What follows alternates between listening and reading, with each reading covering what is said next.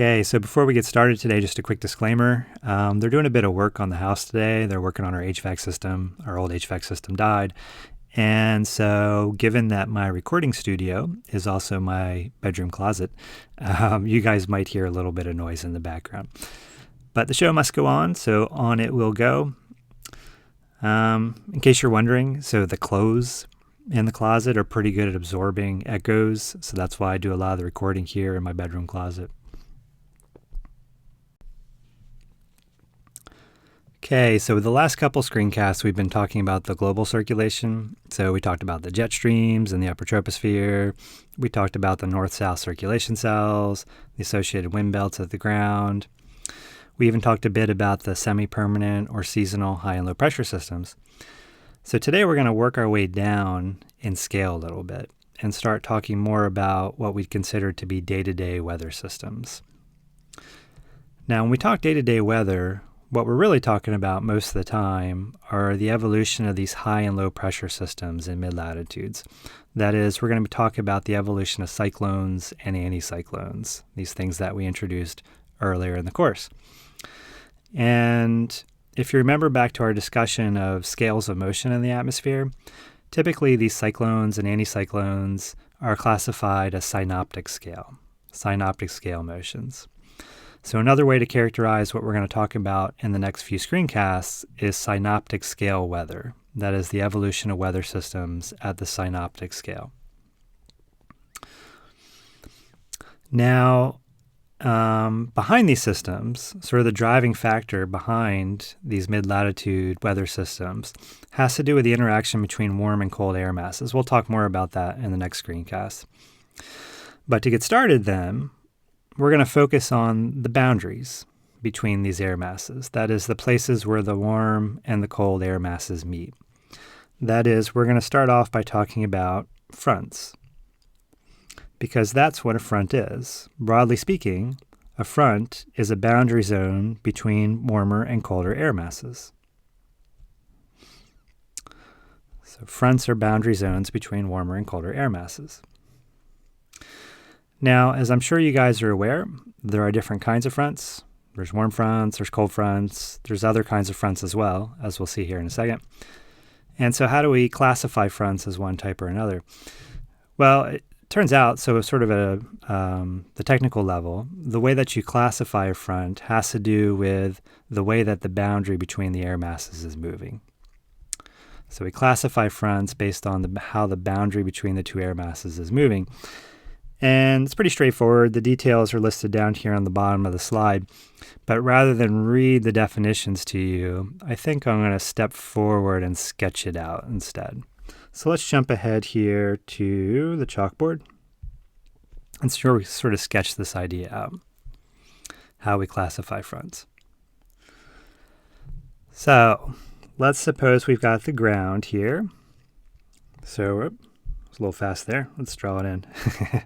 So we've got the ground here, and we're looking down from above. So it's sort of an overhead perspective, and this is looking down on the ground.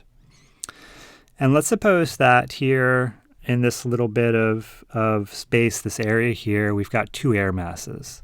And the boundary between the air masses is, say, there. And so on one side of the boundary, we've got a cold air mass. And on the other side, we've got a warmer air mass.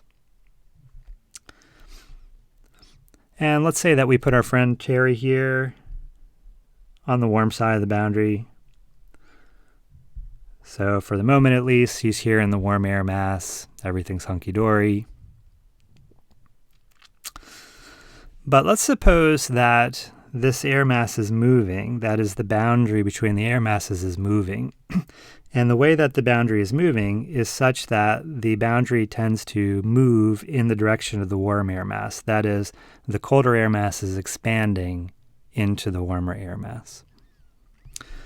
So if that's the case, then sometime later, the boundary is going to move, and it's going to move into the direction of the warm air mass. And so it might move over to there, say. Right? The boundary has moved, has expanded into the direction that was previously warm. So what does Terry experience then? Well, she initially was on the warm side of the air mass, but as that boundary moved, it went past her, and now she's on the cold side.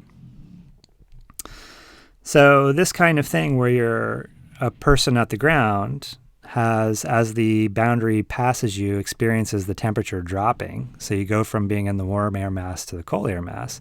That's what we would typically refer to as a cold front. That's a cold front. So the way that we characterize this then is we say that if you have a situation where the boundary between the between the air masses is moving such that the cold air mass advances. So if you have the cold air mass advancing into the warm air mass, that's referred to as a cold front. So a cold front is a situation where the cold air mass is advancing into the warm air mass. And a person at the ground would then experience that as a drop in temperature as the boundary moves by you, and you end up in the cold air mass instead of the warm air mass. And of course, if it were the opposite, if we had the warm air mass expanding into the cold air, that would be a warm front. So that's basically how it works. We define the type of front that we're dealing with based on which of the air masses is advancing into the other one.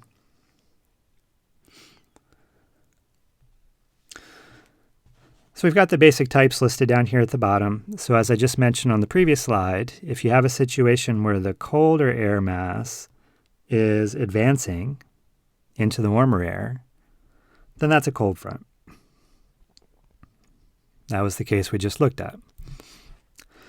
On the other hand, if the warmer air mass is expanding into the cold air, so the warmer air mass is expanding, is advancing, that's a warm front.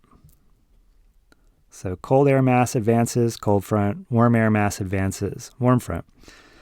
And then if you have a case where the boundary is just kind of sitting there and isn't moving very much, that's referred to as a stationary front. A stationary front.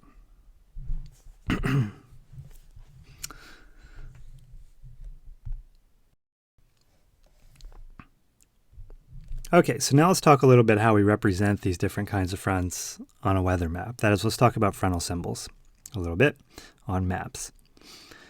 And the basic premise here is that when you're looking at a front on a map, it actually tells you two things. So on a surface weather map, or sea level pressure chart if you like, the frontal symbols tell us two things about the front. They indicate both the type of front that we're dealing with, so cold front, warm front, stationary front, and they also tell us the direction of motion. They also tell us the direction of motion. So the frontal symbols tell us both what kind of front we're dealing with and which direction it's moving. Those two things. So let's go through and sketch it out. So we'll do the kind of front first. So if we have a frontal symbol that looks like this, that is, we've got our frontal boundary, and then on one side of the frontal boundary, we have triangles. This guy is going to be referred to as a cold front. So this guy is a cold front. Now, on a color weather map, we typically represent the cold front as blue, but it's actually not the color so much that defines the front. It's really the symbols. So having the triangles on one side of the front defines a cold front. So even on a black and white map, you can identify the cold fronts in terms of having the triangles on one side of the boundary. On the other hand, if we've got a front where we've got our frontal boundary, and then one side of the boundary we've got semicircles instead of triangles, that guy's going to be a warm front. So semicircles on one side of the boundary, that defines a warm front. And again, on a color map, the warm front is going to be red most of the time, but it's really the semicircles that define the type of front. So even on a black and white map, the semicircles tell you that it's a warm front. Well, so what about something that looks like this? So you've got your frontal boundary, and then along the frontal boundary, we've got both triangles and semicircles alternating sides. So we've got semicircles in this case on the top side of the boundary, and then the triangles on the bottom side down here. So we're alternating one side to the other, semicircles and triangles. This kind of case where we've got the symbols on both sides of the boundary, this guy is referred to, this guy is our stationary front. Our stationary front. And on a color map, the stationary front's typically going to be alternating red and blue. But again, it's the symbols on both sides of the boundary that define the stationary front. And then finally, a fourth kind of front that we haven't mentioned yet. So this is a front where we have alternating triangles and semicircles, but in this case, they're on the same side of the boundary. So alternating triangles and semicircles on the same side of the boundary. This guy's going to be referred to as an occluded front. An occluded front. On a weather map, typically occluded fronts are purple. So on a color map, they're going to be purple typically. But again, it's having the symbols on the same side and then alternating triangles and semicircles that defines our occluded front.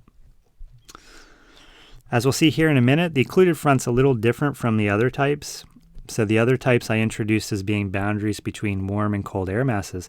The occluded front's going to be a little bit different because it's actually a boundary between two cold air masses. Typically one's a little colder than the other, but it's a boundary between two cold air masses. So those are our different kinds of fronts, the symbols for the different kinds of fronts.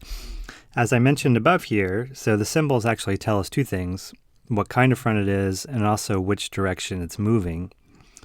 So to get the direction that the front is moving, we want to look at the symbols and see which direction the symbols are pointing, and that's going to be the direction that the boundary is moving. So in the case of our cold front over here, we've got our triangles pointing here towards the southeast, and that's telling us that the boundary between the two air masses, that is our front, is moving towards the southeast in the direction of the symbols.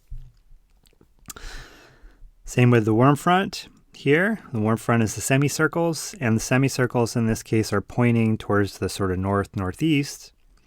And so that's the direction that the front's going to be moving, in the direction pointed to by the symbols. What about the stationary front? The stationary front, you've got symbols pointing both ways, but if you'll recall, the stationary front is the one that's not moving very much, i.e. that's why it's a stationary front. It's not moving very much. And so in this case, the symbols aren't actually telling us which direction because it's both directions, and so it's not really moving at all. That said, there is something to, we'll get back to that in a second. So in this case, the stationary front, it's actually not moving very much. That's why the symbols are in both directions. And then finally, our occluded front, we've got the alternating semicircles and triangles, but they're pointing in this direction towards sort of the northeast, and so that's the direction the front is moving.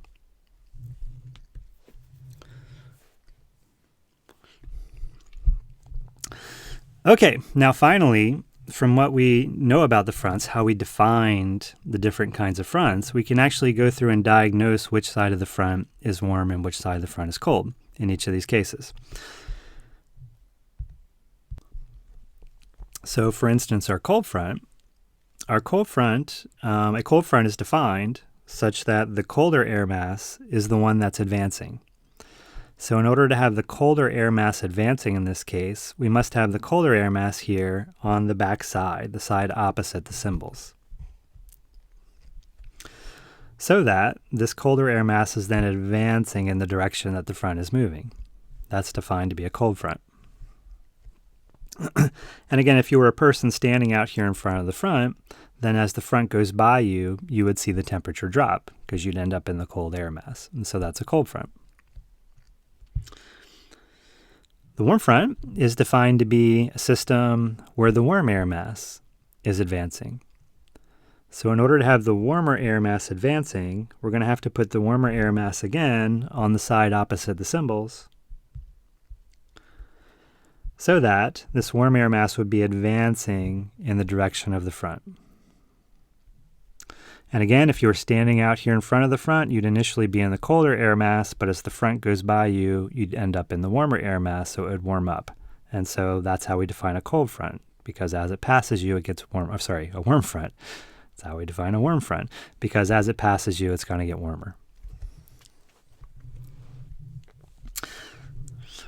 Okay, stationary front. This one's a little bit more subtle because it's not moving. But the way we do the stationary front, it's still a boundary between warm and cold air masses. And the way we figure out which side is which is we look at the symbols and we see which side. So for instance, this is a cold front symbol. And in order to have a cold front, we would have to have the cold air on the opposite side of the symbol. And similarly, if this were a warm front, we would have to have the warm here on the south, so it would be advancing in the direction of the symbol. So basically, we want to look at the individual symbols and say, if it were a cold front, where would the cold air be? And if it were a warm front, where would the warm air be? And that's going to tell you that the cold air, well, the warm air has to be on the south side, so that if it were advancing in the direction of the warm front symbols, you would have the warm air advancing. And the cold air is going to have to be on the north side, because again, if it were advancing in the direction of the cold front symbols, that's where you'd have to have the cold air in order to be a cold front. So basically, for the stationary front, we want to look at the individual symbols and then diagnose where the cold air is and where the warm air is based on the separate symbols. So the cold air is diagnosed based on the cold front symbol, and the warm air is diagnosed based on the warm front symbol. But in the end, it's not actually moving. Okay, and then finally the occluded front. Now, as I mentioned here when we got to this before, the occluded front's a little bit different in that it's not actually a boundary between warm and cold air masses. It's actually a boundary between two relatively cold air masses. We'll see how this happens later. That is how it is you get a boundary between the two cold air masses, but that's basically what this is. Generally, you'll have one of the air masses be a little bit colder than the other, and it actually can be either side. But most of the time, the more common type of occluded front is to have cold air out in front of the front, and then the colder air mass is the one behind the front. So in this case, then, the colder air mass is the one that's typically advancing with the occluded front. So it's a boundary between cold and colder, and usually it's the colder one that's advancing. We'll see how this works here in a few minutes when we start talking about these guys in relation to cyclones. Now, fronts can show up on a weather map in a variety of different contexts, but the context that is most common and the one that's most important from a sort of a weather standpoint is when these fronts are sort of integrated as part of a low pressure system, that is part of a cyclone system.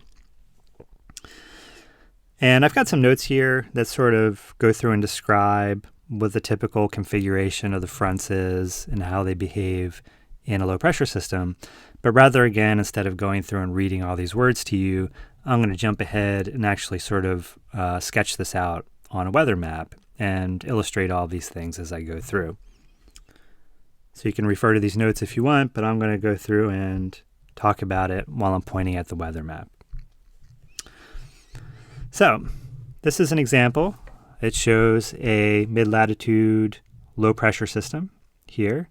Right here in the center, you see the closed isobars surrounding the low-pressure system. Central pressure in this case was 993 millibars, and then increasing as we go outwards. And you can see that sort of embedded in this low-pressure system, we have a couple of fronts.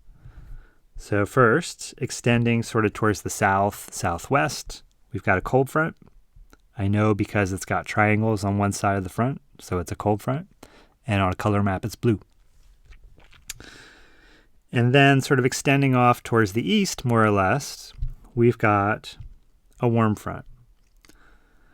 And again, I know it's a warm front because it's got semicircles on one side of the boundary, and it's also red on a color map. So it's a warm front.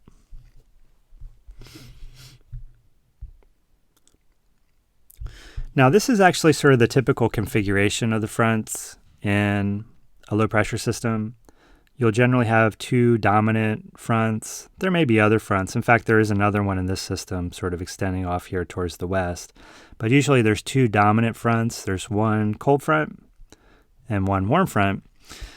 And the cold front will extend sort of south, southwest maybe, sometimes towards the southeast, but generally sort of in the south to southwest to southeast direction, somewhere down here. And then the warm front will extend off more or less towards the east, sometimes towards the northeast. So you'll have the cold front extending down in this direction, and then the warm front extending off more or less to the east. And note that both of them sort of are tied into the low pressure center itself. That is, they're extending outward from the low pressure center. So again, this is sort of the typical configuration that you would see of the fronts in a low pressure system. Now, the symbols for the fronts on the map also tell us the direction the front is moving. So in the case of the cold front's moving in the direction that the triangles are pointing. And so this guy's moving off towards sort of the east or southeast. And the warm front's going to be then moving off towards sort of the northeast in the direction that the symbols point. Now, it's worth recalling that when you have a low pressure system, generally speaking, the flow around the low pressure system is counterclockwise. If you remember back to how that worked, so generally speaking, around a low pressure system, we have counterclockwise flow in the northern hemisphere. And so the motion of both of these fronts is consistent with that clockwise motion about the low pressure center. That is, the fronts are going to be moving counterclockwise around the system. As we'll see in a minute, the cold front actually moves faster in the counterclockwise direction than the warm front does. We'll talk about that here in a couple slides. But generally speaking, they're both going to be circling counterclockwise around the low. Okay, we can also tell which air masses are warm and which air masses are cold, because at a cold front, the cold air is advancing. So to have the cold air advancing, we need the cold air back here behind the front.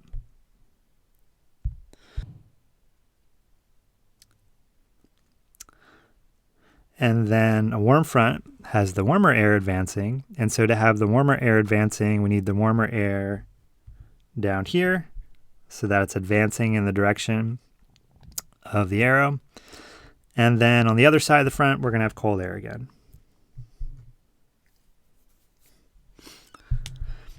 And again, this is the general configuration, the sort of typical configuration of the warm and the cold air masses that you see in a cyclone, once it's got going at least, once it's sort of developed a bit. And so what you have, considering that all of this is rotating counterclockwise around the low, is you've got this colder air mass that's circling around the low center. So we've got cold air here towards the north and circling around down here towards the southwest. And then we've got this sector of warm air, the zone of warm air, sort of off to the southeast. It's called the warm sector of the system. So we've got cold air that's wrapping around, and then we've got warm air here, sort of a wedge of warm air towards the southeast. So that's basically how the fronts are tied in to the low pressure system. Some other characteristics of fronts. So one aspect of fronts is that they're typically tied in also to the jet stream. So if you remember back to our discussion of the jet stream, the way the jet stream worked, the basic underlying factor behind the jet stream was the temperature contrast. That is, on one side, to the south typically, we've got warmer air, and then towards the north we have colder air, and that temperature contrast resulted in a slope of the pressure surface, which was associated with a pressure gradient force, which in turn was associated with a balancing Coriolis and then a wind. So if you go back through that whole argument about the jet stream, you'll find that it's basically the temperature contrast that sets the whole thing up. So if you keep that in mind, it shouldn't be too surprising then that the jet's going to be pretty closely tied into the fronts, because the fronts are where that temperature contrast is strongest. That's where the boundary is between the warm and the cold air. So here's an example of a system sort of over, I guess this is sort of Missouri maybe region in here, Tennessee. And so we've got a low pressure center. I've got it indicated by the L in the map. And what the map here is actually showing is temperature. So the warmer air is the reddish and the colder air is the bluish. It's pretty easy to identify our fronts. The fronts are these boundaries where we've got a sharp transition between the colors, between the colder air and the warmer air. So we've got our front extending sort of towards the south.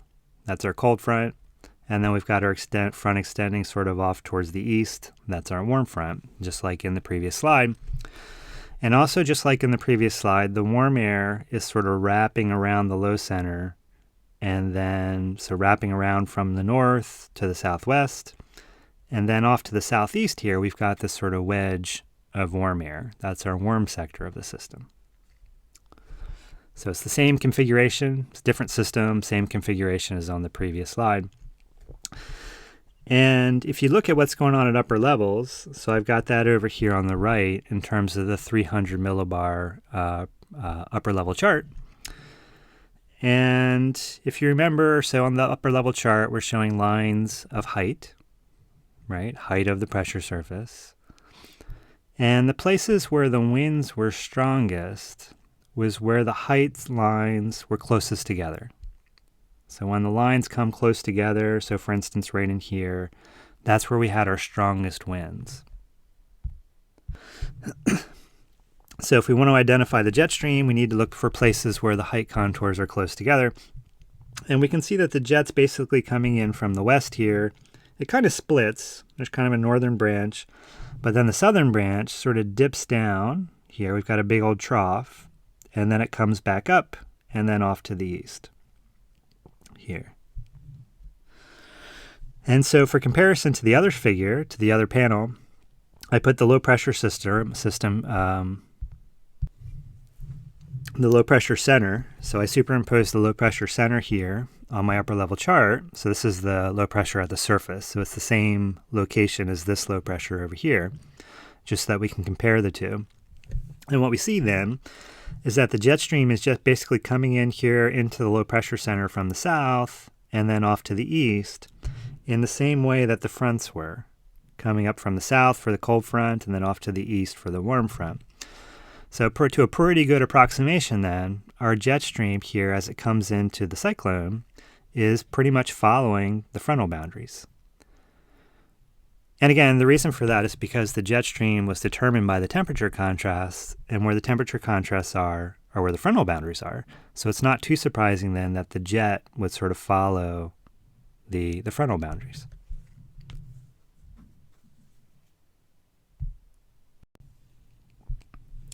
Now, in terms of weather, fronts are important for a couple different reasons. One of which is the temperature change. So as the front goes by there'll either be a drop in temperature for a cold front or an increase in temperature for a warm front.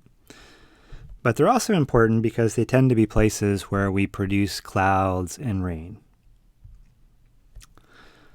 And the reason for this is pretty similar to something that we talked about before, so specifically when we talked about the sea breeze. And the basic idea is that where you've got a front, that's a boundary between a colder air mass and a warmer air mass. And the colder air mass, by virtue of being cold, tends to be heavier, tends to be more dense, and the warmer air mass is less dense. And so as a result, the heavier, colder air wants to sink below the warmer air. And as it does, as it sort of digs its way under the warm air, it takes the warm air and it lifts it up. And if you remember back to our discussion of cloud formation, anytime that we take air and we lift it, that's a recipe for producing clouds.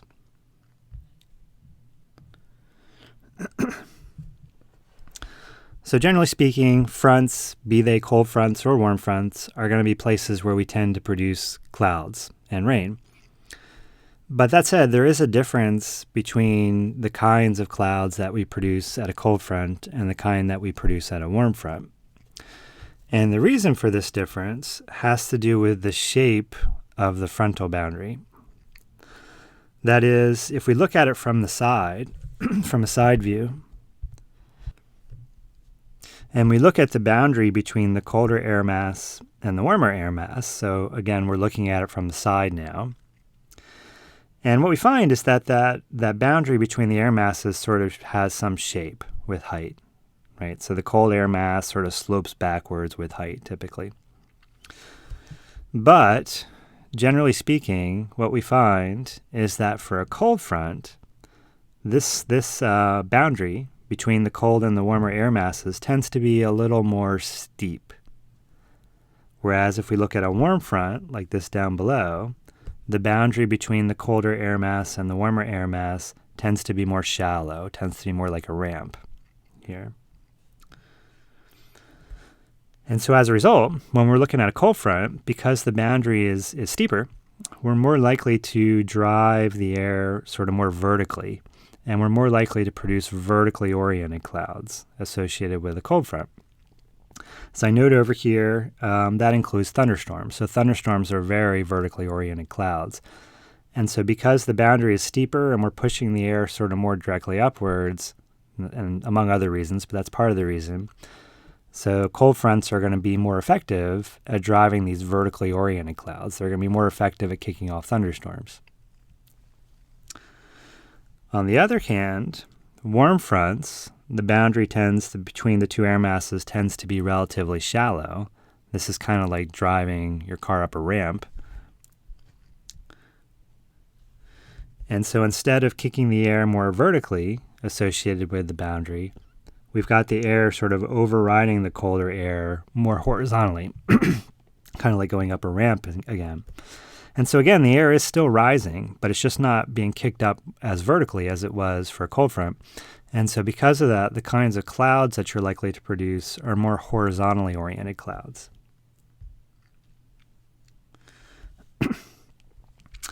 So to summarize then, a cold front is more likely to kick off sort of the vertically oriented deep clouds, including thunderstorms, and the warm front is more likely to kick off sort of the shallower, more horizontally oriented clouds. Now we'll talk about different cloud types here, I guess in a few days, but a few screencasts. But the general idea is going to be that these vertically oriented clouds are going to be what's referred to as cumulus clouds, and these horizontally oriented clouds down here are going to be referred to as stratus clouds. So the two fronts, sort of on average, are more effective at kicking off different kinds of clouds.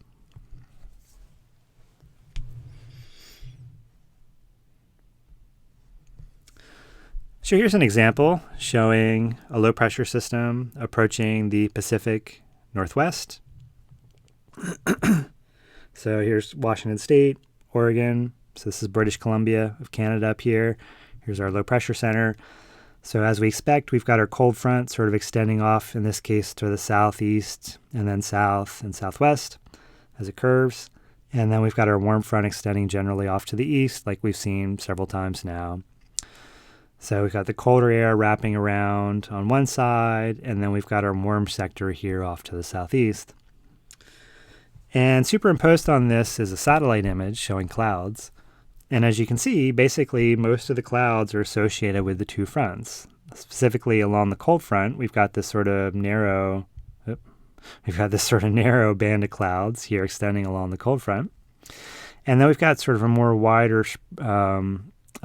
widespread band of clouds extending along the warm front. And so you can get a sense of the different kinds of clouds just based on the cloud morphology here. So associated with the warm front, so again, the warm front had this more gradual slope and tends to produce horizontally oriented clouds. So you get this sort of really widespread band of clouds. These are shallower, more horizontally spread clouds. Whereas along the cold front, you tend to get more vertically developed clouds, and so the band is narrower. So you get a narrower band of more vertically oriented clouds.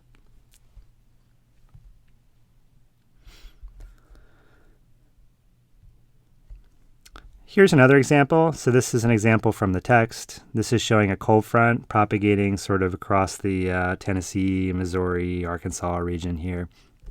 And so again, the front is advancing in the direction of the symbols. And you can see out in front of the front here, we've got a line of thunderstorms. So this is a radar image, and the reddish colors, the orangish and reddish colors indicate heavier precipitation, basically. And so these places where you have reds here are thunderstorms. The greens are sort of more widespread rain. And so you've got a line of thunderstorms that are being kicked off ahead of the front as the cold air digs underneath the warmer air and lifts it. This is pretty common to see thunderstorms ahead of the front like this in a line. In many cases, you'll actually see the thunderstorms in a line out ahead of the front, but parallel to the front. And that can be for a couple different reasons, one of which is once this line of thunderstorms forms, it can propagate on its own, and so it can propagate away from the front. Another reason is that sometimes as the cold air associated with the front pushes into the warm air, it actually produces waves out ahead. It's kind of like the bow wave on a boat.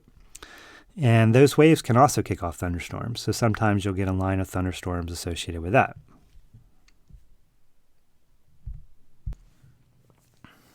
Okay, so we've got one more sort of basic important property of fronts, and that has to do with how the fronts circle around the low pressure system. And the basic rule here is going to be that as the fronts circle around the low pressure system, the cold front actually moves faster than the warm front does. The cold front's going to circle around the low pressure system more quickly than the warm front does. So why is that? Let's see if we can sketch this out. So let's go over to the chalkboard again. So let's put in our low pressure system here. And associated with our low pressure system, we'll have a couple fronts. We'll have our cold front extending off generally to the south, southwest with the triangles. And then we'll put in a warm front extending off towards the east, more or less, with the semicircles. So again, the typical configuration of the fronts. Let's sketch in some of the isobars circling the low pressure system. So there's a couple of isobars circling our low pressure system. And if you remember, the circulation around the low is counterclockwise. So along our isobars here, we'll indicate counterclockwise circulation.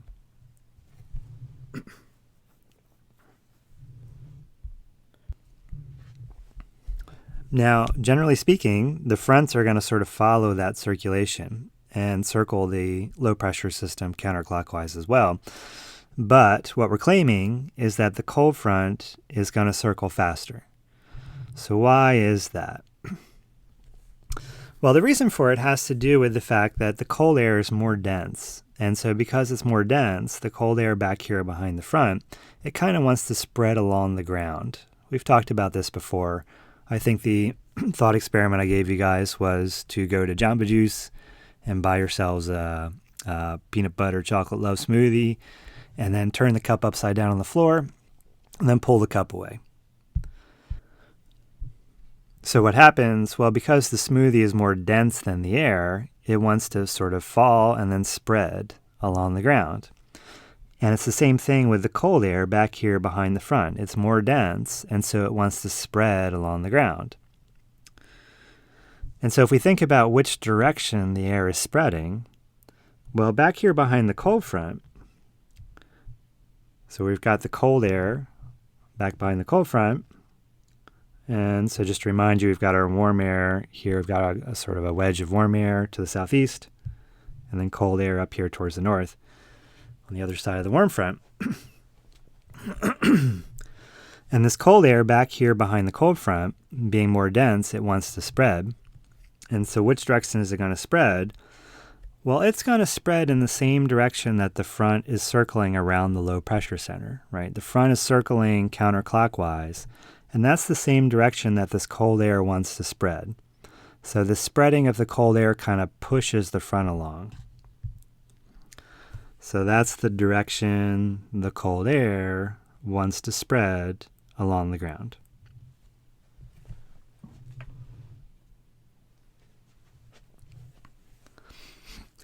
On the other hand, if we think about the warm front, well, the cold air in this case is to the northern side, and so as it wants to spread along the ground, it's going to tend to want to push to the south into the warmer air. And so the direction it wants to spread is that way, towards the south. So that's the direction the cold air wants to spread along the ground for the warm front.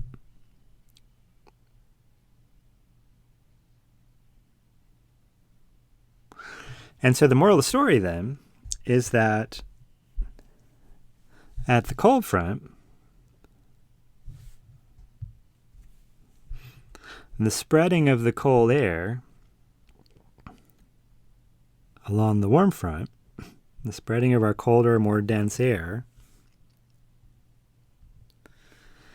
is in the same sense as the counterclockwise circulation around the low. As the cyclonic circulation around the low, if you like. That is, the whole thing wants to circle counterclockwise around our low system, and the cold air wants to spread in that same direction. And so the spreading of the air along the ground is pushing the front in the same direction that it's circling, so it actually speeds it up a little bit. On the other hand, at the warm front, it's exactly the opposite. At the warm front, the spreading of our colder air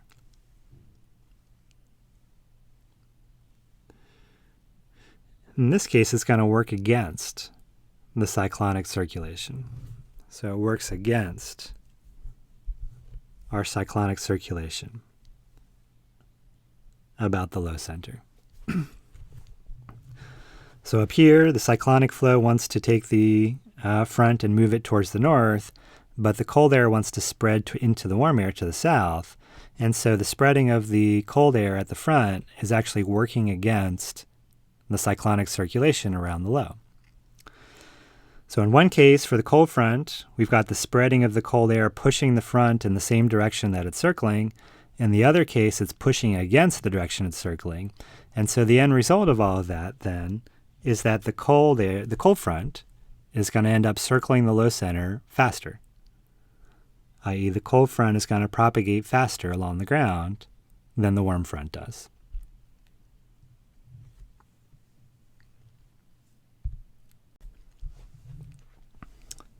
Now, if we sort of follow this to its logical conclusion, you might expect then that the cold front, since it propagates faster, might actually wrap all the way around and catch up to the warm front. And that is, in fact, what tends to happen. And in fact, in many cases, the warm front doesn't really do much at all. It just kind of sits there, doesn't really propagate at all. So basically, the counterclockwise circulation is countered completely by this spreading of the cold air in the opposite direction, and the front just kind of sits there. Whereas the cold front, sort of motoring around here, motoring along as it circles around the low, and then eventually it manages to catch all the way up to the warm front. So here's an example showing that. It's probably a little hard to see these maps because they're a little small. I might have to modify this figure somehow, this slide somehow in the future. But basically I've got a low pressure system here. We're focusing on this guy here, this low pressure system. We've got a cold front extending off towards the southwest, warm front extending off towards the east-northeast. And I'm showing this at different times. So from 6 a.m. and then 9 a.m., noon, and then all the way up to 9 p.m. down here. Now, if you go through and you compare the different panels, you'll see that the warm front really doesn't move a whole lot There's some changes in its shape as it gets deformed, but really it's not moving a whole lot. I think it's probably being deformed by the Appalachians there. But just generally speaking, it's not moving a whole lot. It extends off to the east, still extends off to the east, being deformed a little bit, extending off to the east still extending off to the east, so forth and so on. So the warm front's not really propagating very much at all, whereas the cold front is gradually circling around. It's a little bit subtle, but if you sort of look down here, you can see it's sort of extending off towards the west here, and then it circles around a bit and circles around a bit more. Now it's sort of extending towards the south, and so forth and so on. So the colder air mass is circling around the low center. And if you look sort of at the place where the two fronts come together, here you've got sort of a relatively wide angle between the two, and then it narrows a little bit. Down here, now they're starting to get pretty close together. So in fact, right up here near the low center, the cold front's almost caught the warm front. And this next time, in fact, the cold front did catch the warm front over some region along close to the low center here, over some zone along the front close to the low center. And this is typically how it works. You'll typically catch the warm front first up here near the low center, and then as time evolves and the cold front propagates further, you'll end up having more and more of the front where the cold front catches the warm front. Sort of zips itself up along the front, if you like. It's kind of like a zipper zipping itself up along the front. And then finally here at 9 at night, we've got sort of a longer, slightly longer region here, length here, along which the two fronts have come together. Now, when the cold front catches up to the warm front, that's got a name. That is, in fact, our occluded front. And that's our occluded front. So we've got a couple examples here of occluded fronts, where the cold front has caught the warm front. So if you remember back to our discussion of the occluded front, a couple of things. First of all, on a color map, the occluded front was represented, let's look at the last time here since it's a bit longer length. The occluded front was represented as purple. So if you look really closely here, you'll see that part of the front along this length close to the low center is represented as purple. And you've got the semicircles and the triangles on the same side of the boundary. So that's our occluded front here. The second thing about the occluded front is that we pointed out earlier that it's actually a boundary between two cold air masses. Generally one's a little colder, but it's basically two cold air masses. And the way that works is because what's happened here is that the cold air mass has wrapped itself all the way around to the southwest and then circled all the way back around and caught itself. And so basically you've got the cold air mass circling all the way back around until it catches itself. And so you've got cold air on both sides of the front. Right? So over here at the initial time, you've got cold air to the north and to the west. But that cold air mass is going to manage to circle all the way around and catch up to itself, at least along some region of the front. And so you're going to end up having cold air on both sides of the front. And that's an occluded front. Now, you might ask yourself, if that's the case, then what happened to the warm air that was there? So over here at the initial time, so here in towards the southeast of the low center, we had a bunch of warm air there. We had a bunch of warm air there. But as the cold front wrapped itself around and caught up to the warm front, what happened to that warm air that used to be there? So when we come here to 9 p.m., what happened to that warm air that used to be sitting right here to the southeast of the low center?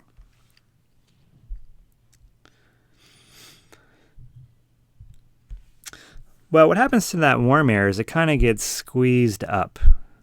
So it kind of gets caught between the two cold air masses as they come together, and then it kind of gets pushed upwards. So here's what this might look like in cross-section. Again, this is a figure from the text. We've got our cold front over here on the left, advancing to the right. You can see by the symbols along the ground that it's advancing to the right. We've got our warm front over here, But again, the warm front in many cases doesn't really move a whole lot because it kind of gets hung up by the cold air resisting, cold air spreading and resisting the motion. And so as time evolves then, this cold front actually catches up to the warm front. And when it does, the warm air that used to be in between the two fronts, being lighter and less dense, it gets pushed upwards. And so you end up with this situation down here where the two cold air masses have come together and the warm air that was there gets pushed upwards. So the two things to note about this. First, again, this is a boundary between two cold air masses here, so it's our occluded front. You can see in this case they've labeled one side is cold and the other side is very cold. Again, this is typically how it happens. The air behind the cold front is the colder side. But regardless, it's between two cold air masses. And the warm air that was in between got pushed up. And when that happened, when we push that warm air up, again, that's a recipe for producing clouds. And so we end up getting this sort of widespread zone of clouds sitting basically over our low center where the two fronts have come together.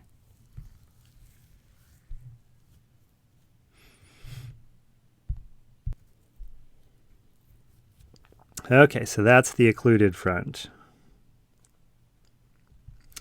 And then finally, our stationary front. So again, our stationary front was the one that's not moving very much, as the name suggests. And in terms of the map symbols, we've got triangles on one side and semicircles on the other. And you can diagnose which side is cold based on the triangles and which side is warm based on the semicircles. Now, a stationary front by itself isn't really doing a whole lot. It's just kind of sitting there. But one thing to note about stationary fronts is that they are, in fact, boundaries between warm and cold air. And often, these guys can be sort of the breeding grounds where our cyclones can start. So again, our cyclones are driven by this interaction between warm and cold air.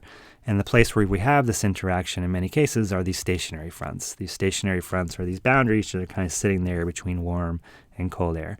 So we'll see this sort of in the next couple screencasts where we talk about how low pressure systems get formed. But basically their starting point is to have this stationary front where you've got this boundary between the warm and cold air, and then something will come along to kick off a low pressure center.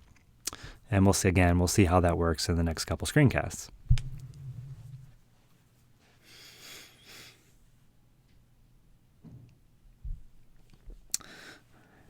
Here's an example from the text just showing a map that illustrates all the different frontal types all at once.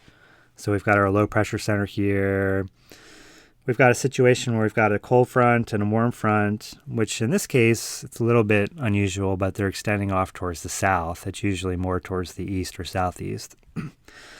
And you can see that there's a length of the front here where the cold front has caught the warm front. So that's our occluded front, purple with the symbols on the same side. And then down here, there's still separate cold fronts and warm fronts. But over time, that cold front will catch the warm front over more of the length, and it kind of zips up along the front. And then over here, we've got a stationary front diagnosed. Here at the tail end of the cold front, they've diagnosed it as a stationary front to indicate that it's not moving. And what's going on there, most likely, is that this cold air behind the cold front, as it spreads along the ground, it's heavy and dense, and it comes into contact with the mountains. So over here we've got our Rocky Mountains. The cold air spreads, comes up against those Rocky Mountains. And as it hits the Rocky Mountains, that cold, dense air, being cold and dense, it can't lift up and over the mountains. So it kind of gets stuck there. You can think of the mountains as kind of being a dam for that cold air.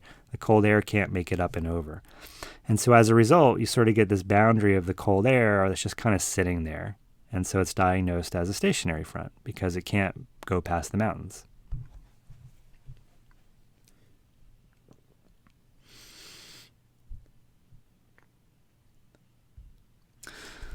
Okay, and then finally, just one more example sort of illustrating this. This is from a few years ago now. This is one of the first times I taught 201. There was a nice example of a front on the day I taught fronts. So, of course, I showed it. And so this is showing the front. So the left-hand panel here is showing the temperature at the ground. And again, the reds and oranges are warmer and the blues are colder. So you can pretty easy to see where the front is. Front's right here. So there's your front running right along in there. And this guy over here on the right is showing precipitation. So the key up here on the top tells you different kinds of precipitation, snow, rain, etc. But the main thing is this is showing us precipitation. And you can see that most of the rain and snowfall is happening right along the front. So again, the fronts are places where we tend to produce clouds and precipitation.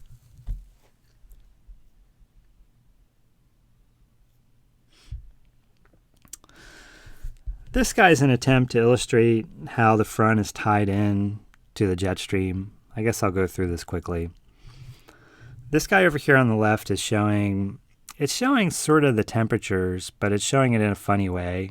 It's showing actually the thickness of the layer between the ground and 500 millibars. But if you remember, where it's warmer, that layer expands, and where it's colder, the layer contracts. And so the thickness of that layer can be used as a surrogate for temperature, right? The warmer it is, the thicker it is, the colder it is, the thinner it is. And so that's what these red and blue lines are showing here. And the place that we're interested in here is where all the contours are, so grouped together, where they're tightly packed, because that's telling you that you've got a sharp contrast between warm and cold air. And so this is where our front is. So our front is sitting right in this boundary here. So again, you can think of this as just being a surrogate for temperature, and the front is where the temperature contrast is, the temperature gradient, sitting right in here. And over here on the right, I'm showing the, which map am I showing here? Down here at the bottom, what am I showing? 250 millibars. So this is the winds at 250 millibars. And again, we're showing the heights as solid lines, and the colors here are the wind speed. And so the colors here are indicating where our jet is. And if you look at the pattern produced by the jet here, it's basically the same pattern that was associated with these things that we're essentially saying are temperature. So here's where the front was, extending off from Texas up towards the Great Lakes. And you can see that the jet is more or less in the same place here, over here. So again, this is an example of how the jet stream tends to follow the fronts at the ground. It tends to follow the regions of temperature contrast.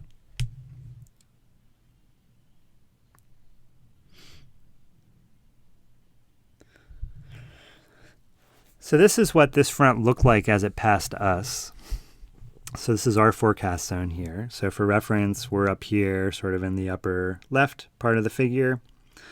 On the left-hand side, we're showing temperatures. They actually have the temperatures listed, 72, see in Houston, 73. And on the right-hand side, it's showing wind speed. It's also showing wind direction. So again, I've mentioned this a couple times, but the way we read these wind direction things is we treat them like they're arrows, like Robin Hood arrows, Cupid arrows, not regular arrows. So arrows with feathers. And so what these guys show is that they're kind of like arrows with a feather, and the winds are going from the feather direction towards the tip. So you can imagine the arrow flying through the air, and that's the same direction that the wind would be going, from feather to tip. So in this case, the feathers are on the south side and the tips to the north. So these guys are all pointing in the north direction here, more or less. Okay, so what happens as this front comes past? Well, so this is 3 hours later. Poof. So there's our front. So there's our temperature contrast between the warmer air and the colder air. You see on the back side of the front, we're talking temperatures of 57. On the front side down in Houston, 71. So we've got a temperature contrast of about 14 degrees across the front. And you can also see that the front has, on the back side of it, very strong winds. This blue indicates very strong winds. So on the warm side of the front, the winds were weak and out of the south. And then on the cold side, we've got these very strong winds that are sort of blowing in the same direction the front is moving. Now, you'll note that the front propagated. How far did it propagate in those 3 hours? Well, going back to the previous slide here, we've got the front, just some indication of the front here in the winds. We don't see it very well in the temperature, but just barely in terms of the winds here, sort of north of where we are. So we're, again, right there. So the front's just approaching us. And 3 hours later, it's almost made it to Houston down here. And so basically it's telling you that the front propagated from us to Houston basically in those 3 hours. So that's about twice as long as it would take to drive. So you can imagine the front's then going maybe, 30 to 40 miles per hour. So it's moving along at a pretty good clip along the ground. And then finally, as we go forward again, it extends off into the Gulf of Mexico. So maybe I'll step through that one more time. So as the front propagates through, looking at the temperatures first on the left, we see the front propagating through and it kind of frontal zone past us. Oh, just a second. I got interrupted there for a second, but I'm done anyway. So I'm just going to go ahead and stop it right here.